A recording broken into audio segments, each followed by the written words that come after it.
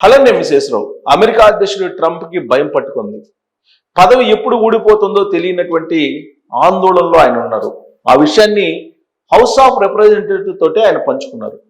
Republican పార్టీకి సంబంధించినటువంటి ప్రతినిధులతోటి ఆయన ఆ విషయాన్ని వెల్లడించారు. ఆయన వైట్ హౌస్లో ప్రతినిధులకు విందు ఇచ్చారు.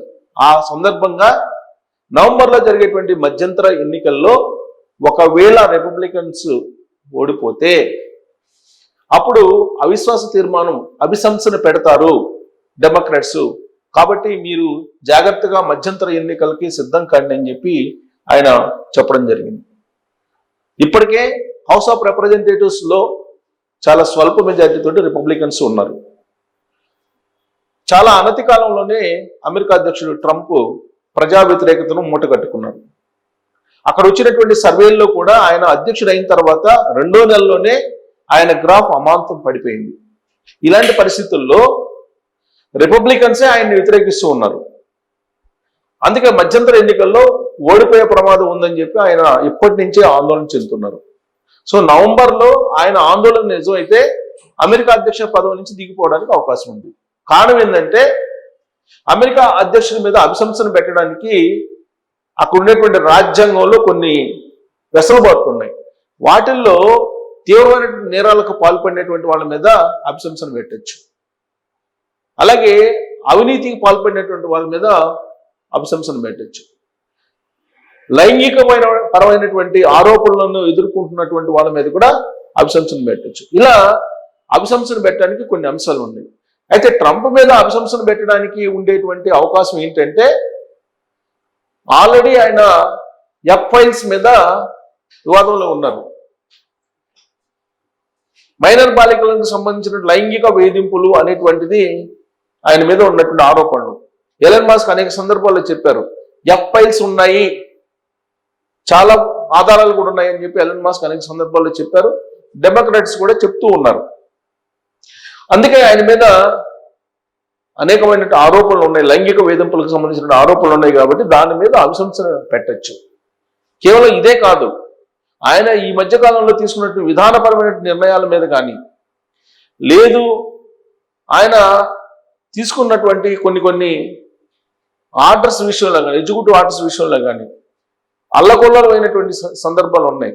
వాటిని బేస్ చేసుకుని అయినా సరే అభిశంసన పెట్టచ్చు. సో ట్రంప్ మీద అభిశంసన పెట్టడానికి కారణాలు అనేకం ఉన్నాయి. అంటే అభిశంసనకి అర్హుడు, ఈ విషయం ఆయనకు కూడా తెలుసు. అందుకే ఆయన హౌస్ ఆఫ్ రిప్రజెంటేటివ్స్ తోటి తన ఆందోళనని పంచుకున్నారు. ఇందుకే నవంబర్లో మధ్యంతర ఎన్నికలు జరుగుతాయి. ప్రతిసారి కూడా అమెరికాలో మధ్యంతర ఎన్నికలు జరుగుతూ ఉంటాయి. ఈ మధ్యంతర ఎన్నికల్లో మెజారిటీ గెలుచుకోకపోతే అభిశంసన పెట్టడానికి అవకాశం ఉంది. హౌస్ ఆఫ్ రిప్రజెంటేటివ్స్ లో 435 మంది ఉన్నారు. ఈ 435 మందికి ప్లస్ 100 మంది సెనేటర్స్ అంటే కాంగ్రెస్ లో సెనేటర్స్ ఉన్నారు. ఈ సెనేటర్స్ లో 1/1 మందికి ఎన్నికలు నిర్వహిస్తారు. అంటే హౌస్ ఆఫ్ రిప్రజెంటేటివ్స్ కి అలాగే 33 మంది సెనేట్స్ కి ఎన్నికలు జరగబోతున్నాయి. ఈ ఎన్నికల్లో హౌస్ ఆఫ్ రిప్రజెంటేటివ్స్ కి జనాభా ప్రాతిపదికన విభజించినటువంటి నియోజకవర్గాల నుంచి ప్రజలు ఓట్లు వేస్తారు. ఈ 435 మందిని ఎంచుకునేటువంటి అవకాశం ఉంది. అలాగే 33 మంది సెనేటర్స్ ఎవరైతే ఉన్నారో వాళ్ళని రాష్ట్రాలలో ఉండేటువంటి ఆయా రాష్ట్రాల్లో ఉండేటువంటి ప్రజలు ఓట్లేసి ఎంచుకుంటారు. ఈ ఎలక్షన్ అమెరికా వ్యాప్తంగా జరుగుతుంది. కాబట్టి అమెరికా ప్రజలు ఇప్పుడు ట్రంప్ పట్ల ఎలా ఉన్నారనేది నవంబర్లో తెలియబోతుంది. నవంబర్లో మధ్యంతర ఎన్నికలు ఉన్నాయి. ఆ మధ్యంతర ఎన్నికల్లో రిపబ్లికన్స్ కనుక వెనకబడితే ఇంకా ట్రంప్ పని అయిపోయినట్టే. దానికోసమే అక్కడ అమెరికా ప్రజలు కూడా ఎదురు చూస్తూ ఉన్నారు. ఎందుకంటే మాగా గ్రేట్ అమెరికా మేక్ అగైన్ అనేటువంటి నినాదంతో ఆయన ఎన్నికల్లో అధ్యక్షుడయ్యారు. 2024 జనవరిలో ఆయన అధ్యక్ష బాధ్యతలు స్వీకరించారు.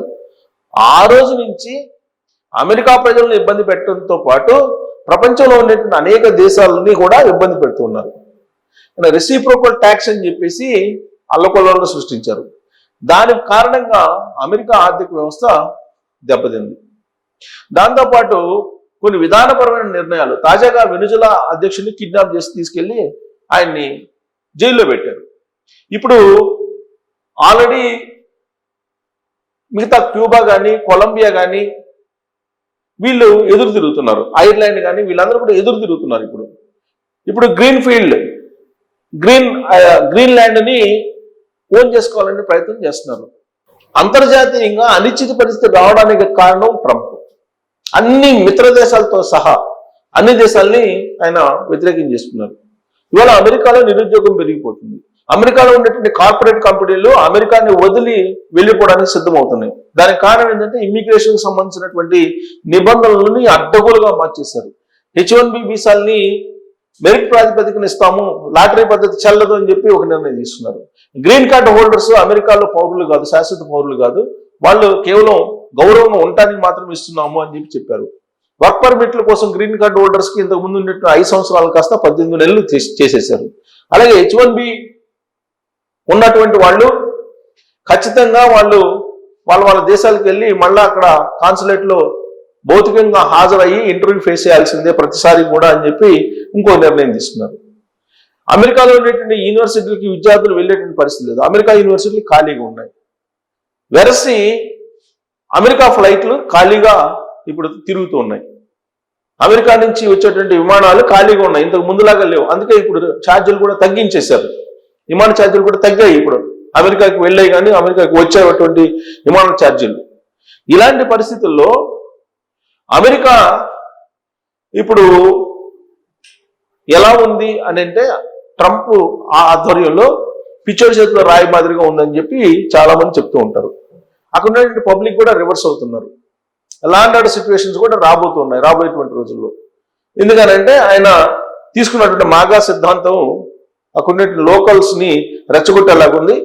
దాంతో రేసిజం అనేది పెరిగిపోతుంది, అభద్రతా భావం ఎక్కువ అవుతుంది. అక్కడ మేధావులు అక్కడికి వెళ్ళేటువంటి పరిస్థితి లేదు.